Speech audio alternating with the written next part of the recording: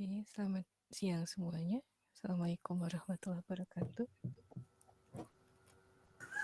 Waalaikumsalam warahmatullahi wabarakatuh. Amin. Sebelum kita lanjut ke rangkaian kelempar, saya lupa belum nyatet. Minggu lalu rencana yang latihan untuk clipper yang nomor berapa ya? Saya kelupaan nggak nyatet.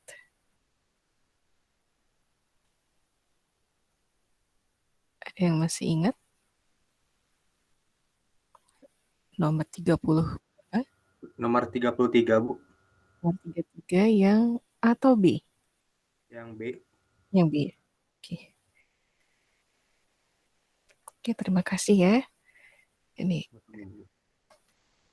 minggu lalu saya keburu-buru. Oke, sekarang kita lanjut ke kelempar. Analisisnya yang kelempar ini lebih mudah sebenarnya dibandingkan clipper. Maksudnya mudah ini lebih tidak membingungkan daripada yang minggu lalu. Cuma memang komponennya ada tambahan. Kalau minggu lalu hanya sumber tegangan, dioda, kemudian beban. Kalau sekarang ada tambahan kapasitor. Ini sudah terlihat belum? Sudah, Bu. Oke.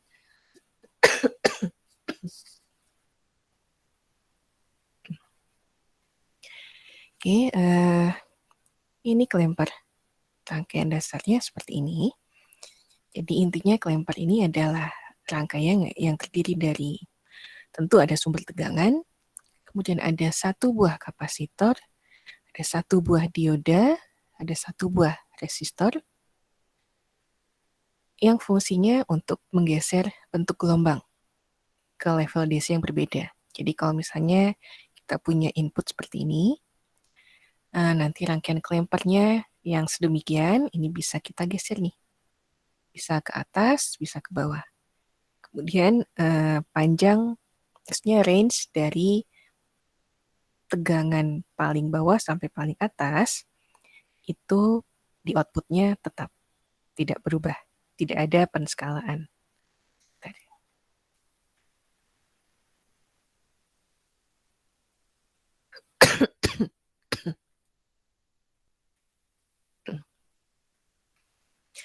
Nah, kemudian untuk kapasitornya ini biasanya terhubung langsung dari input ke output seperti ini. Lalu ada sebuah elemen resistif atau resistor. Ini paralel dengan sinyal output. Diodanya juga paralel dengan sinyal output, tapi diodanya di sini bisa ada tambahan biasnya, tegangan bias. Di ini bentuk dasarnya. Sekarang kita lihat bagaimana cara menganalisis rangkaian kelempar. Jadi misalnya kita punya sinyal input seperti ini. Untuk tegangan puncak yang atas sebesar V volt, lalu yang bawah minus V. Lalu periodenya satu periode penuh 0 sampai T atau T di sini. Setengah periodenya berarti T per 2. Kemudian rangkaian kelemparnya seperti ini. Dari input lalu terhubung ke kapasitor, lalu dioda seri dengan resistor, paralel dengan resistor, kemudian V outputnya ini paralel dengan resistor dan diodanya. Nah, langkah pertama untuk menganalisis, kita lihat dulu, kita pilih ini yang kira-kira on, yang mana? Siklus yang atas atau yang bawah? Kalau diodanya on.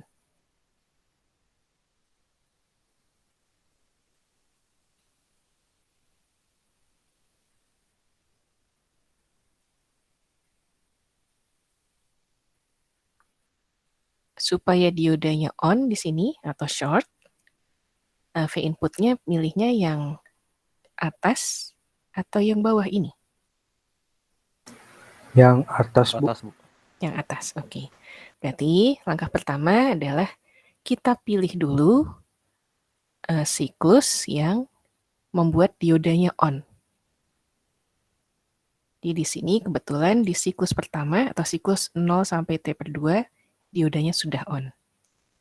Nah, kalau itu sudah, langkah selanjutnya, selama periode dioda on, kita asumsikan kapasitornya ini terisi dengan cepat sampai penuh ke level tegangan yang telah ditentukan oleh besaran parameter komponen lainnya di rangkaian ini.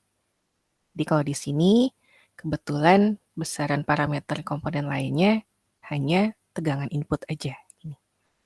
Jadi ini kita asumsikan bisa terisi cepat sampai penuh. Dan tadi saat diodanya on, berarti ini short. V outputnya, karena ini short, di sini tentu jadi short juga resistornya, sehingga V outputnya jadinya 0 volt. Kemudian untuk kapasitornya, ini jadinya terisi. Jadi kalau kita lihat di sini sisi tegangan positifnya di atas, yang di bawah negatif. Berarti untuk pengisian kapasitor, ini kita samakan polaritasnya. Yang kalau yang atasnya positif ini, untuk mengisi, berarti ini juga ikut positif. Ini positif, lalu di sini negatif. Nah, kalau sudah dapat, kita lihat, kita hitung, tegangan tegangan di kapasitor VC, karena di sini berlaku loopnya seperti ini, jadi di sini tegangan sumber ini akan mengisi akan mengisi kapasitor. Jadi tegangan kapasitor ini akan sama dengan V.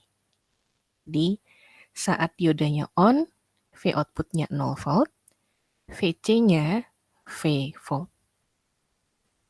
Kemudian setelah selesai, kita lanjut ke langkah berikutnya, yaitu saat diodanya off. Nah, saat diodanya off, kita asumsikan kapasitor ini menjaga level tegangan yang sudah tersimpan. Jadi, kita asumsikan saat diodanya off, tegangan di C itu tetap sebesar V volt. Kemudian kita analisis. Nah, kita perhatikan posisi polaritas V outputnya. Ini harus tetap. Posisi polaritasnya. Jadi nanti nggak akan keliru hasil tegangan output yang sudah diperoleh seperti apa. Nah, saat diodanya off, ini open. Tegangan output di sini, ini akan membaca tegangan total di looping ini. Jadi kalau kita buat loopnya di sini ketemunya V plus V output sama dengan 0. Nah, di sini nanti tolong ini kan aja ya. Diralat, maaf nih saya tadi salah tulis. Nah, jadi nanti di sini V outputnya ini akan sama dengan 2V.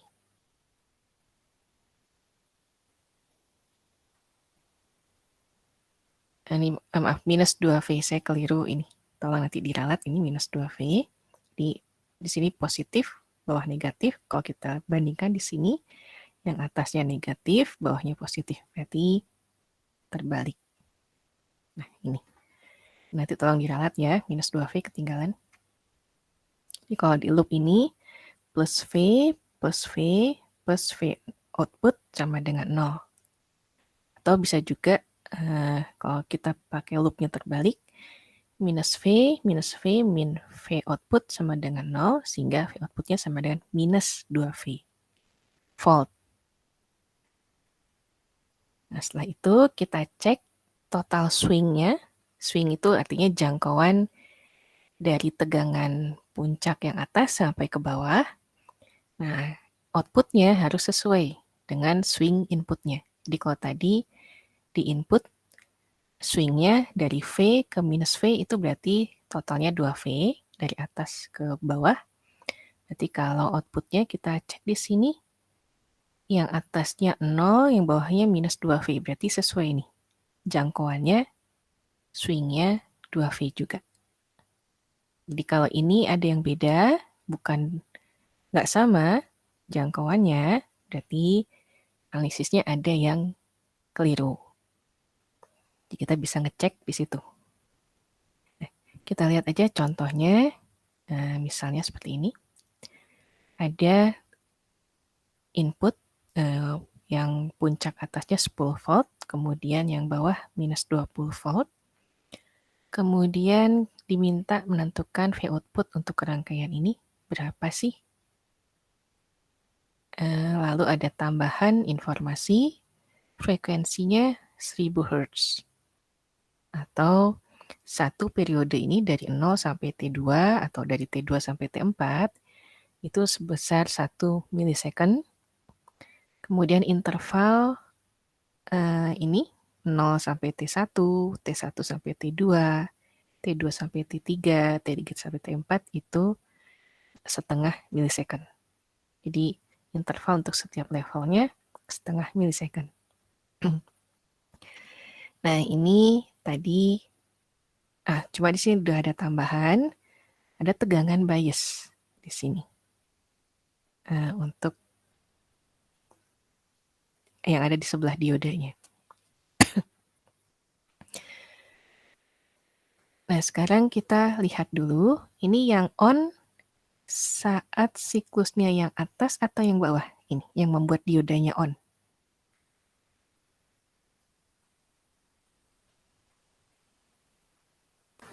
Siklus bawah, Bu. Bawah, oke. Berarti untuk memulai analisis, kita tidak mulai dari 0 sampai T1, tapi kita mulai dari yang on di sini, T1 sampai T2. Nah, diodanya on dimulai saat T1 sampai T2, jadi ini short. Kemudian tadi di sini siklus yang bawah minus 20 ya, jadi 20, lalu polaritasnya terbalik, positif di bawah, negatifnya di atas. Kemudian untuk mengisi kapasitor, ini sesuaikan polaritasnya dengan polaritas tegangan input yang terdekat. Jadi kalau di sini negatif, ini berarti negatif. Sebelahnya positif. Kemudian ini diodanya short. Lalu kita lihat di sini, tegangan output ini akan membaca tegangan di R ini. R ini paralel dengan tegangan 5 volt ini. Jadi tegangan output ini akan sama dengan tegangan ini, 5 volt. Kemudian untuk loopnya. Loopnya di sini untuk menentukan berapa sih besarnya tegangan yang tersimpan di kapasitor.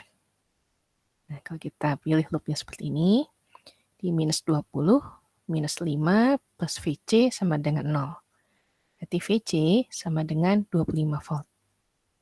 Di tegangan yang tersimpan di kapasitor sebesar 25 volt, V outputnya 5 volt. Kemudian kita baru lanjut ke, tadi kan on-nya dimulai di sini. Nah, setelah itu kita lanjut analisisnya ke yang ini. T2 sampai T3 saat diodanya off. Nah, di sini saat diodanya off berarti ini open. Kemudian kita lihat V outputnya di sini akan membaca tegangan di R dan akan membaca tegangan yang di sini, total ini. Bisa langsung, jadi akan kelihatan V output sama dengan 25 plus 10 atau 35 volt. Kalau masih kesulitan boleh pakai loop. Ini berarti loop yang luar. Jadi kalau kita lihat minus 10, minus 25 plus V output sama dengan 0. T V outputnya sama dengan 35 volt. Nah, kemudian tadi ada informasi frekuensi. Frekuensi, kemudian periode. Jadi untuk menentukan periode, jadi tadi periodenya 1 milisecond. Nah, untuk clamper itu ada tambahan. Jadi ada informasi frekuensi atau periode biasanya nanti dikaitkan dengan waktu pengosongan kapasitor atau discharge-nya. Di waktu discharge itu ditentukan oleh ini, tau sama dengan RC, sama dengan 100 kilo, R-nya tadi 100 kilo dikali C-nya tadi informasinya, oh ya ada ini, 1 mikrofarad di sekitar 0,01 second atau 10 milisecond. Nah, kalau kita bandingkan, waktu discharge total untuk kapasitor itu ada sebesar 5 tau, atau 5 kali 10 milisecond, atau 50 milisecond. Kemudian tadi di sini satu periodenya setengah, maaf, 1 milisecond. Jadi waktu pengosongannya 50 milisecond, sementara satu periodenya 1 milisecond berarti masih aman. Di sini saat pengosongan, kalau kita bandingkan setengah milisecond dengan 50 milisecond, itu sangat jauh. Jadi ini tidak, kapasitornya nggak akan kosong, jadi tetap akan terisi. Nah, kemudian dari sini, tadi kita lihat V output-nya saat on 5 volt ini, lalu saat off 35 volt. Saat on 5 volt, off lagi 35 volt. Di bentuk output-nya, gelombangnya akan seperti ini, digeser ke atas. Kemudian untuk pengecekan, kita lihat intervalnya di sini, range-nya atau jangkauannya. 35 ke 5 volt itu sebesar 30 volt, berarti aman. Analisisnya benar.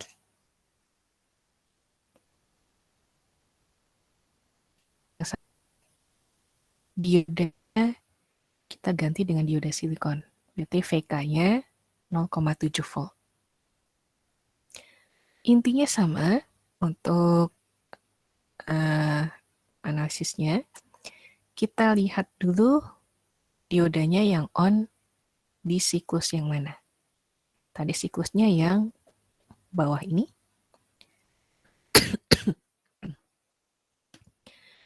Nah, saat on, ini diodenya bukan short lagi, tapi kita ganti dengan sumber tegangan 0,7 volt.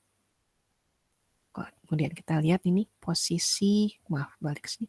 Posisi diodanya arahnya ke atas. Di sini positifnya di bawah, negatifnya di atas. Nah,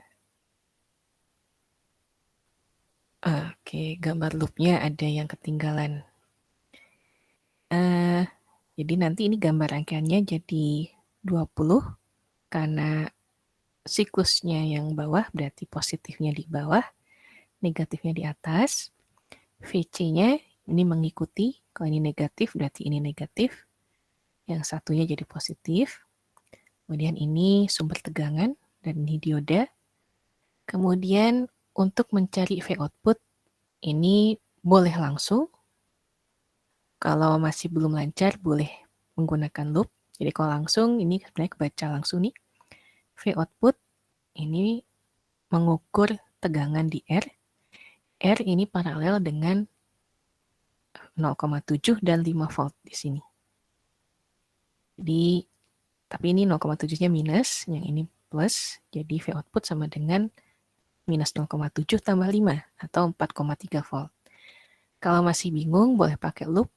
Jadi dari V output ini sampai sini, jadi jangan semuanya.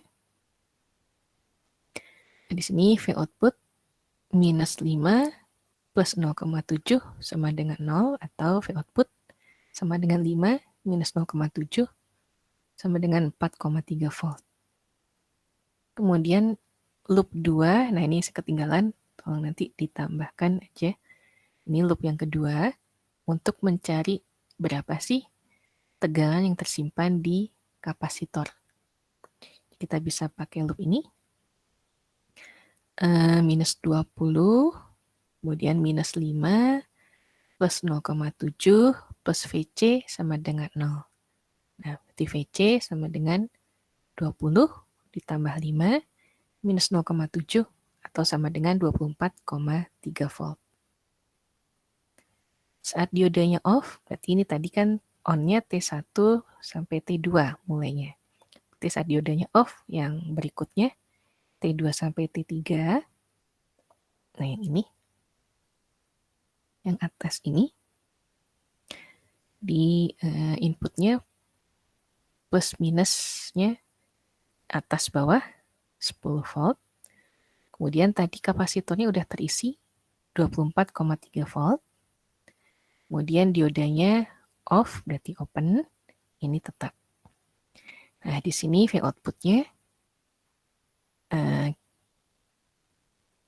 boleh langsung kalau sudah lancar atau boleh menggunakan loop. Kalau langsung, nah di sini kelihatan sebenarnya V output sama dengan 24,3 tambah 10 atau 34,3 volt.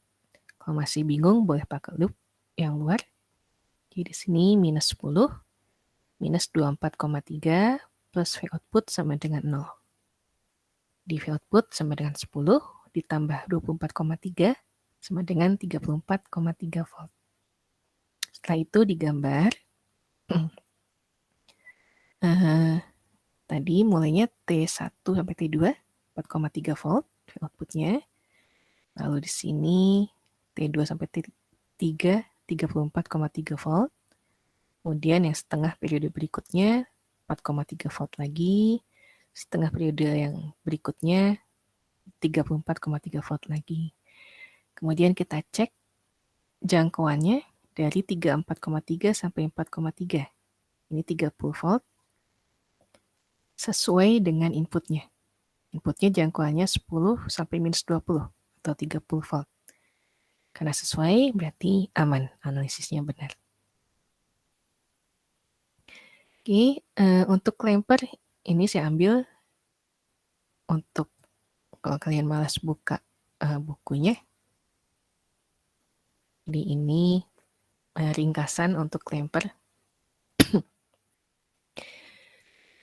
Kalau yang konfigurasinya seperti ini, jadi arah diodenya ke bawah, ini kalau misalnya inputnya seperti ini, outputnya nanti digesernya ke bawah. Nah ini, sesuai dengan panahnya sebenarnya. Kemudian ini kalau arah panahnya ke atas nih, arah diodenya ke atas, outputnya digeser ke atas. Sama ini juga nih. Yang pakai bias, kalau diodenya arahnya ke bawah, digeser ke bawah juga. Kalau arahnya ke atas, digesernya ke atas. Cuma di sini yang membedakan, ada ini, tegangan biasnya. Ini nanti akan mempengaruhi apakah ada yang tersisa di atas atau digeser ke bawah lebih dari 0. Kemudian yang ini, apakah digesernya lebih dari 0, di atas 0, atau ada yang ketinggalan di bawah 0. Nah, kalau yang ini, kalau yang arah diodanya ke bawah, kalau biasnya positifnya di atas, ini ada yang ketinggalan di atas. Kalau biasnya negatif, berarti seluruhnya digeser ke bawah, di bawah 0. Kemudian kalau ini arah diodanya ke atas, biasnya positif, ini seluruhnya digeser di atas 0. Kalau biasnya negatif, ada yang ketinggalan di bawah 0. Oke, yang clamper sampai sini ada yang ingin didiskusikan dulu nggak?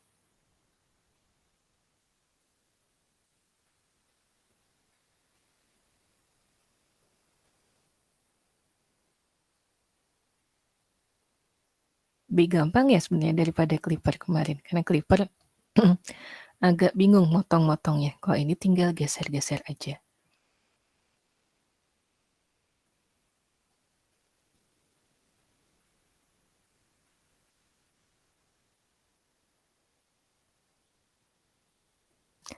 Kalau nggak ada yang ingin didiskusikan, ini saya minta ini untuk tugas, dikumpulkannya minggu depan ya. jam 12 siang paling telat. Mau yang nomor berapa? Nomor 37 atau nomor 38 atau nomor 39 atau mau yang sekalian yang lebih sulit. Jadi yang diketahui hasil outputnya 40 dan 41 ini. Nah, kita diminta berapa rangkaiannya seperti apa sih? Kemudian besarnya resistornya berapa? Kalau diodenya ideal, kemudian ini kalau diodenya silikon. Resistornya ini tidak di ini karena periodenya tidak ditentukan, jadi resistor nggak masalah. Jadi yang penting berapa sih tegangan biasnya di sini supaya hasil outputnya seperti ini. Oke, mau yang mana? Mungkin dilihat dulu. Ini yang nomor 37.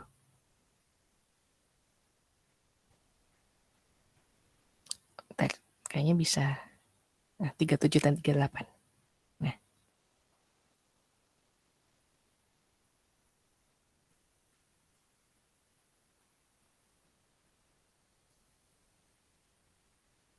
Oh iya, inputnya tidak selalu harus segi 4.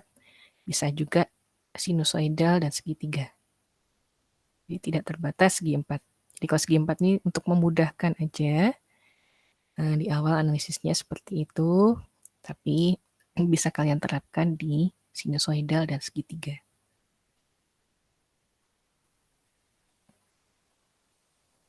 Nomor 37, Bu. Nomor 37 boleh. Nomor yang A atau yang B? Atau dua-duanya? Yang A aja, Bu. Yang A aja, oke. Ya. Tadi ya. Saya catat nanti takut lupa lagi. 37 A, oke. Oke, ada yang ingin didiskusikan nggak? Berarti dikumpulinya bareng sama yang kemarin ya, Bu? Iya. Minggu depan ya, Bu? Minggu depan. Ya, masih.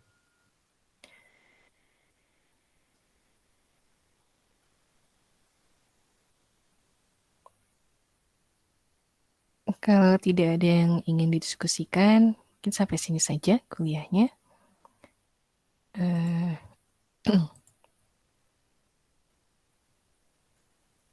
Minggu depan kita masuk ke dioda Zener. Agak lumayan karena ada tiga tipe analisis, jadi mungkin minggu depan agak lama.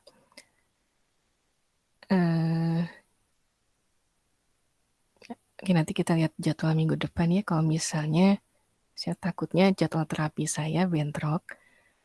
Jadi kalau misalnya minggu depan kita tidak bisa kuliah Zener, yang Zenernya untuk UTS ditiadakan. Jadi nanti setelah UTS aja mungkin ada semacam kuis, ada tambahan untuk dioda Zenernya. Tapi kalau minggu depan terapinya tidak bentrok ya, kita belajar untuk dioda Zener minggu depan. Oke, mungkin itu saja dari saya. Kalau nggak ada apa-apa sampai sini, sebentar ya yang kelemper. Boleh kalian isi sisa waktunya untuk langsung ngerjain soalnya, langsung dikumpulkan, nggak masalah.